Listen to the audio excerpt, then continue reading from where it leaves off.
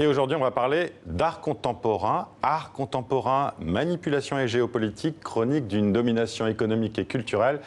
C'est le titre de votre livre, Aude de Queyros. Merci à vous d'être avec nous. Votre livre est publié aux éditions Erol. Vous êtes vous-même peintre, graveur, auteur et essayiste. Et de quoi parlez-vous quand vous parlez de manipulation ? Disons que l'art contemporain a une longue histoire, puisqu'on pourrait dire que ce mot est définitivement choisi pour remplacer le mot avant-garde, je dirais, au tournant des années vers 1975. Je dirais au même moment où la guerre froide culturelle a été, pour ainsi dire, gagnée, puisqu'elle commence en 1947 et elle se développe dans différents domaines. Elle se développe dans le domaine de la littérature, de la pensée, de la philosophie, du cinéma, mais également des arts plastiques. Alors ce mot art contemporain est un peu on pourrait appeler ça un hold-up sémantique, puisqu'il va concentrer sur un art essentiellement conceptuel. Je dirais l'idée que c'est le seul art d'aujourd'hui, le seul art contemporain.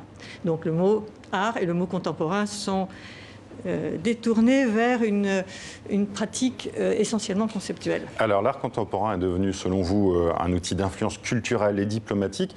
Quels en sont les résultats aujourd'hui, selon vous ? Alors, cet art contemporain s'est transformé de décennie en décennie.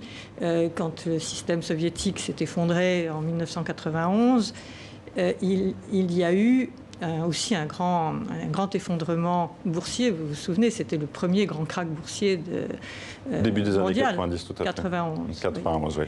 Et donc, par la suite, l'Amérique se trouvait dans une situation hégémonique. La guerre froide était terminée, on aurait pu se dire maintenant, cette question de l'art, tout va se réouvrir, tout va redevenir plus naturel, plus, je dirais, est-ce que vous développez justement comme thèse, c'est que les États-Unis, justement, en ont profité pour dominer culturellement, en tout cas, cette scène de l'art contemporain? C'est-à-dire qu'ils ont pensé qu'il fallait, à partir du moment où on a une situation hégémonique, il faut jouer son rôle hégémonique, et que l'art était un des moyens. C'est assez naturel. Et cet art contemporain a évolué dans un sens plutôt financier, et plutôt grande visibilité du marché, parce qu'il y a aussi une révolution technologique qui le permet. On va en parler. Vous parlez aussi beaucoup de la CIA dans votre livre. Comment l'agence de renseignement des États-Unis a-t-elle manipulé les milieux artistiques et intellectuels européens pendant la guerre froide, justement? C'est ça que vous développez aussi dans votre livre. Alors, en fait, ils s'étaient, eux, fait manipuler par les systèmes d'influence soviétiques entre les deux guerres, et avec une certaine naïveté d'ailleurs. Mais en 1947, c'est la guerre froide qui commence. La guerre n'est pas terminée, tout simplement. Il y a une guerre froide culturelle, c'est ce que vous dites. Et ils se rendent compte qu'ils ne pourront pas gagner la guerre s'ils ne la gagnent pas aussi culturellement, car tous les milieux artistiques et intellectuels en Europe sont très gagnés par les idéologies communistes. Donc il fallait aussi gagner les milieux intellectuels et artistiques pour pouvoir avoir une grande influence et pour pouvoir gagner cette guerre. Donc c'est la raison. Mais ils l'ont fait d'une façon habile, en passant par les fondations, en créant même des fondations, expliquez-vous. Etc.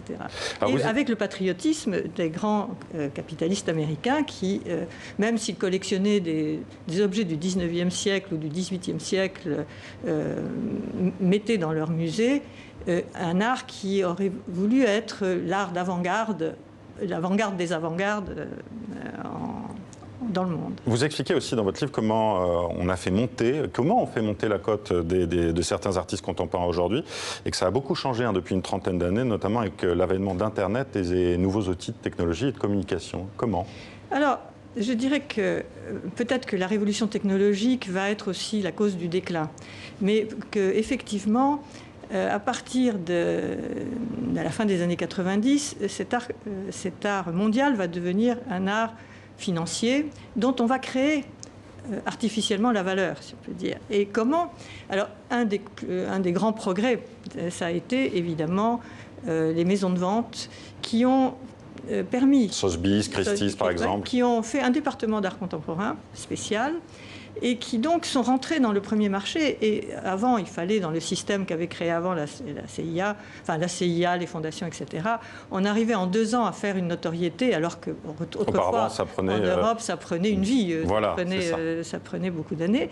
Et là, ça a été en un quart d'heure, vous faites une cote. Aujourd'hui, par exemple, sont rentrés, je dirais, dans la grande boucle de l'art contemporain et de la formation de la valeur. Vous avez maintenant les 5 continents, dont l'Afrique. Et l'Afrique est rentrée, je dirais, dans le top 100, c'est-à-dire... avec Chéri Samba et d'autres, notamment, Malik Sidibé. Il y a beaucoup d'artistes maintenant africains. Voilà. Merci à vous, Anne de Carros, d'être venue avec nous sur le plateau du 64 minutes. Je rappelle que vous avez publié ce livre, Art contemporain, manipulation et géopolitique, chronique d'une domination économique et culturelle. Merci d'avoir été avec nous. Merci.